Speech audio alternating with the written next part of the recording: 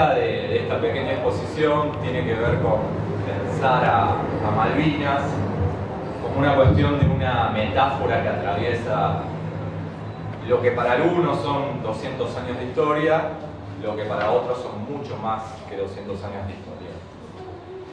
Porque Malvinas, lo que nos permite pensar el hecho Malvinas, es lo bueno y lo malo de nuestra historia, por así decirlo. Cada uno de nosotros, en términos personales, tiene una historia que tiene momentos buenos y malos. Con esto queremos decir que Malvinas es mucho más que el resultado de una guerra. La cuestión Malvinas excede la guerra en sí, excede 1982. La propuesta tiene que ver precisamente con analizar Malvinas de forma completa, porque a muchos de nosotros en 2015 nos ha tocado perder una elección, y esa elección es el resultado de un momento concreto. Eso no significa el momento final de nuestra historia. Y Malvinas, precisamente en 1982, es solo un momento. Para eso planteo hacer simplemente un repaso histórico muy breve y, por el otro lado, tirar algunas cuestiones, algunas nociones para pensar lo que es un proyecto de país en función de una serie de principios que atraviesan nuestra historia, y por el otro lado pensar de qué manera esos principios también pueden ser utilizados de forma espejada para pensar un antiproyecto del país.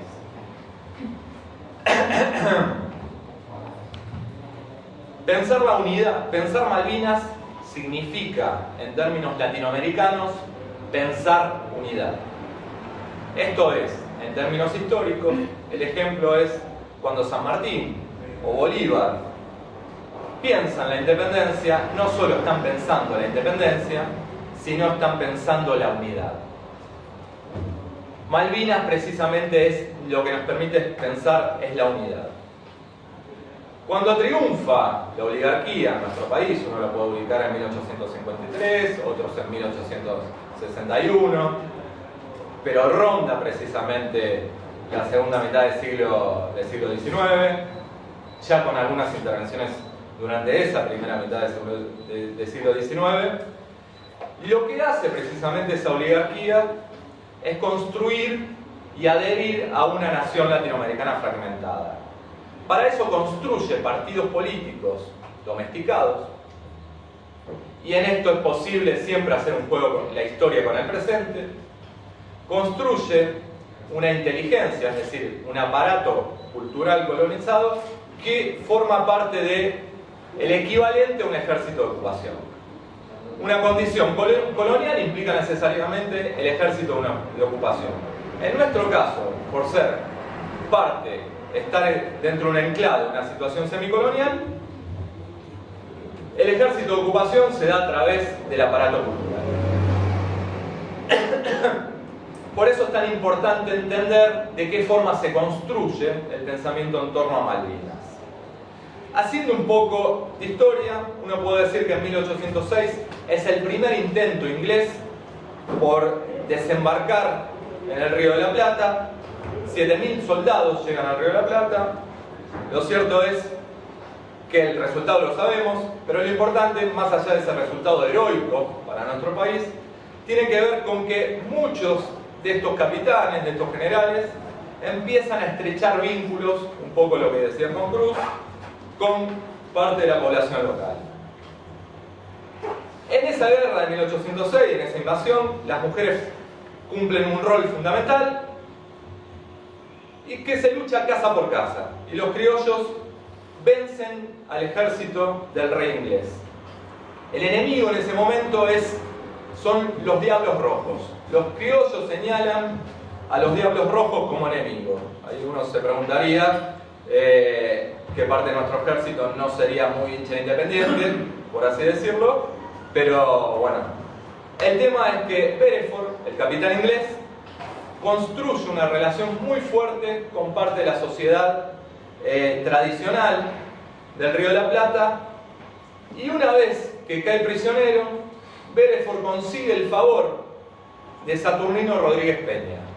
Y ahí empiezan a confluirse apellidos de la aristocracia que se relacionan con Gran Bretaña. Este tipo, que era un criollo, Saturnino Rodríguez Peña, le permite escaparse a Belfort.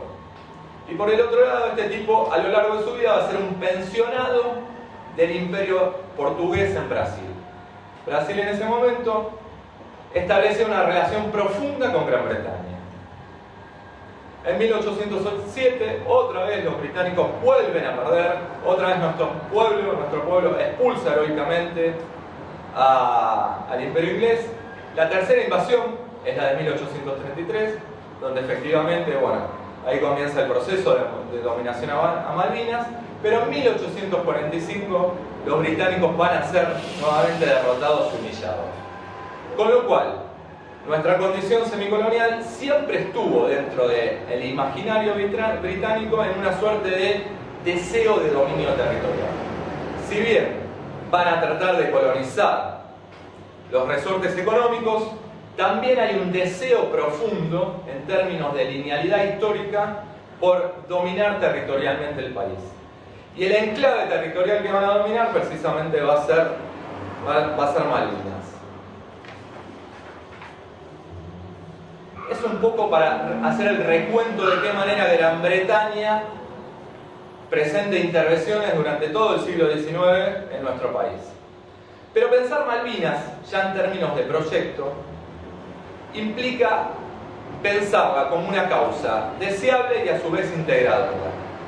Esto es, la causa Malvinas no va a nacer de un repollo, sino que para pensar Malvinas es necesario, previamente, pensar un proyecto de país. Y esto significa realizar un análisis de los determinados proyectos de país. Y a su vez realizar un análisis, en este momento no pormenorizado, de los anteproyectos de país y el lugar que le dan a la causa Malvinas. Malvinas, por suerte, emana de la conciencia de todos nosotros. No hace falta, en determinado momento, que irrumpa como una política estatal, sino que, por suerte, forma parte de nuestra sangre, por así decirlo. A pesar de esto, vamos a ver que hay intentos oficiales a lo largo de toda nuestra historia. Y en el presente, yo no me quiero meter con el presente porque lo va a hablar Sofi, que ubican a Malvinas como una cuestión secundaria. ¿Sí? Esto es, uno lo puede ver en el presente, como piensan a Malvinas en aspectos separados. Es decir, a Malvinas importa por la cuestión de la pesca, importa por la cuestión de la identificación de los cuerpos, es decir, por elementos separados. Lo que nos permite ver esto es que hay que pensar Malvinas no en términos, la pesca no hay que pensarla solamente en términos de un hecho puntual, sino en términos de recursos naturales.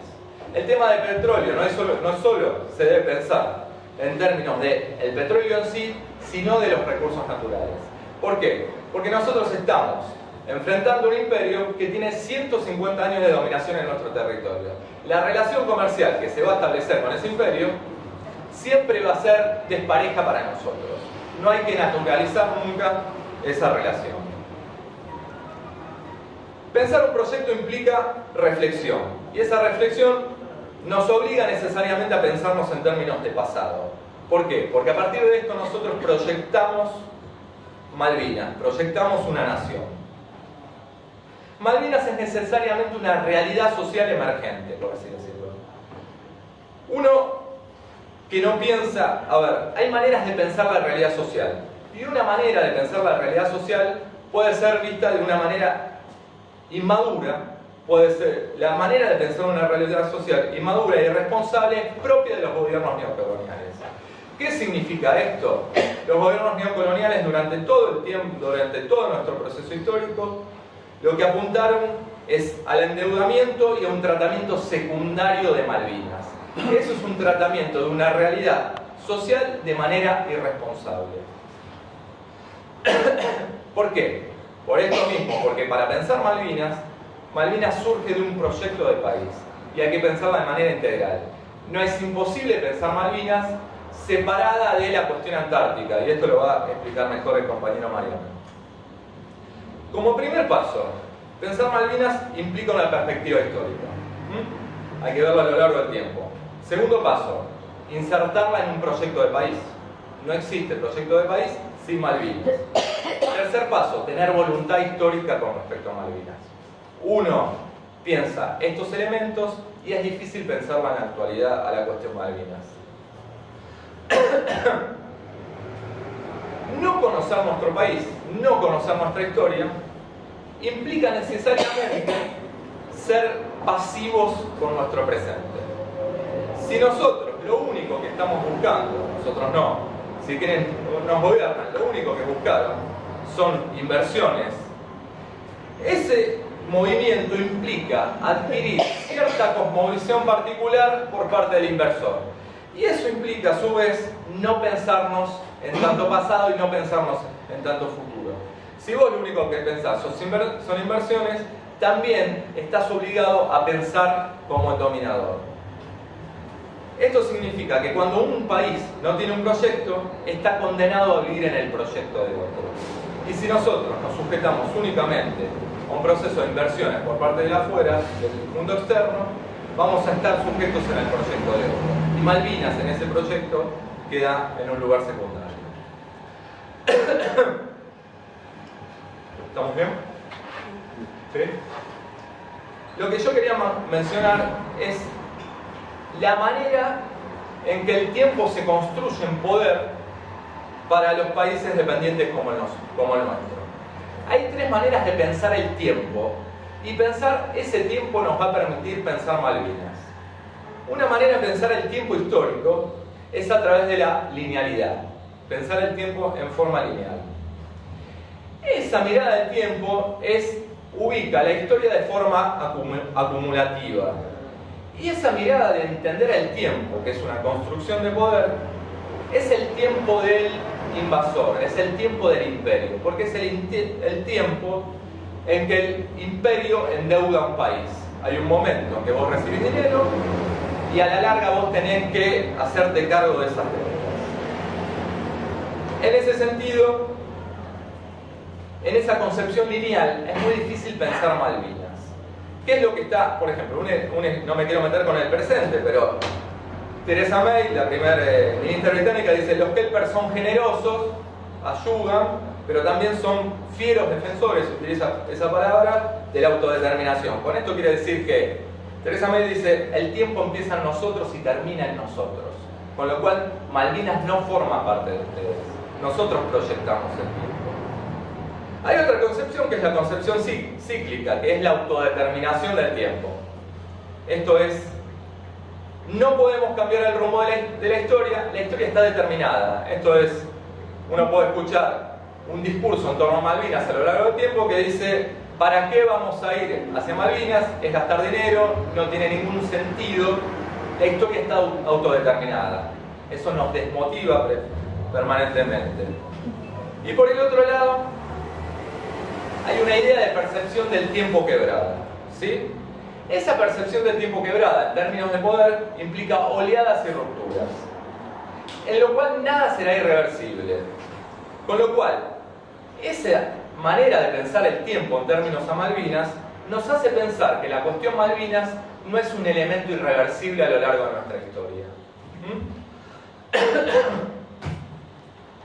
La idea es pensar un proyecto de país en términos de una serie de principios, ¿sí? Y esos principios van a ser manejados en función de la dirección política que otorgue ese proyecto de país. Un principio tiene que ver con que cada proyecto nacional libera y moviliza reservas, hasta el momento marginadas. Esto es, si uno piensa en determinado momento de nuestra historia, uno puede pensar que en el año 45 hay una idea de movilizar a los sectores trabajadores. Uno piensa que, a la actualidad, sin querer meterme en la actualidad, el actor social que moviliza este proyecto, o antiproyecto para algunos, son los empresarios o los CEOs.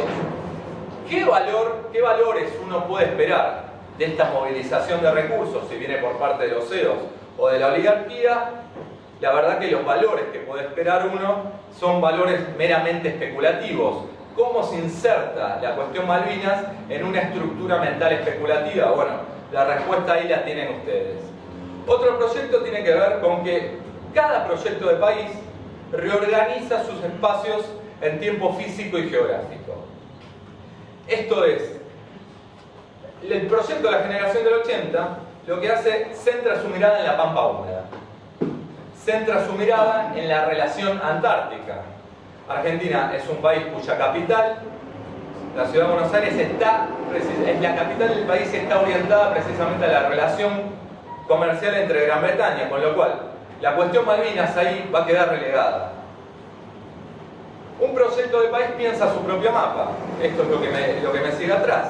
Es decir, el proyecto de país, en términos de reorganizar su espacio físico, en el proyecto peronista de 1945, piensa la Antártida, por ejemplo, como un asunto magno. Ahí podemos ver la diferencia entre la generación del 80, que piensa a la Pampa como su centro del país, y el peronismo, que el lugar que le otorga la cuestión antártica.